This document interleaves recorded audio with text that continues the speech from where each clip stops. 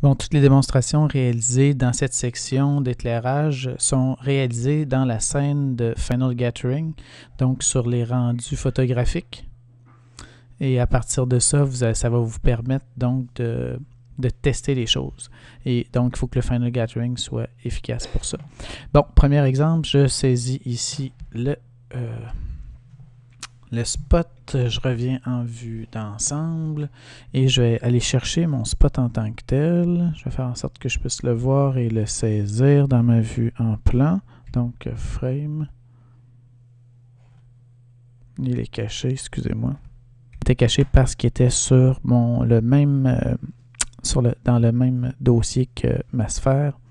C'est-à-dire sur le même layer que ma sphère de Final Gathering. Donc, vous retrouvez ici comme ceci, je peux le déplacer.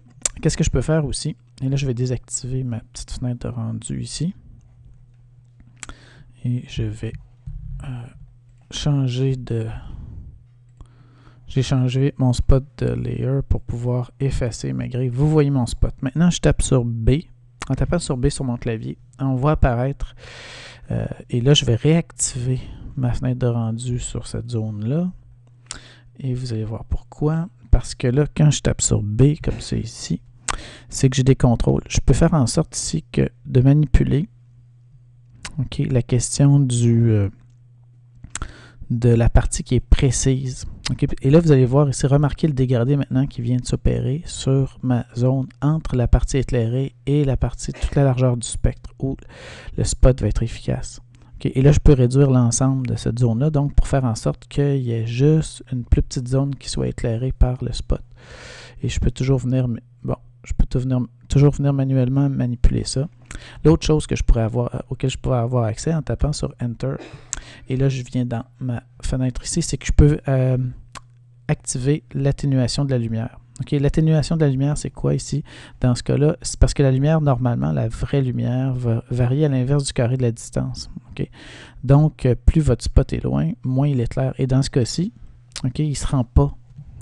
Et ça, c'est vous l'avez de visualiser. Le fall-off, il commence à 1. Vous pouvez venir ici l'augmenter. Puis là, le fall-off, vous voyez, c'est la partie cyan. Et là, vous pouvez la rapprocher. Vous pouvez y aller donc manuellement comme ça. Puis ça, c'est le point où va commencer l'atténuation de la lumière. Fait que là, vous êtes capable de jouer sur l'influence, jusqu'où va aller, va aller toucher la lumière. Puis là, vous voyez un petit peu qu'est-ce que ça peut donner ici. Fait que ça, vous pouvez jouer avec ça manuellement, donc pour l'activer. Et là, je peux me mettre à peu près à la moitié de l'objet. Fait que vous allez voir que l'atténuation de la lumière commence à peu près à la moitié de mon objet ici. Donc, ça vous permet de faire des effets beaucoup plus contrôlés.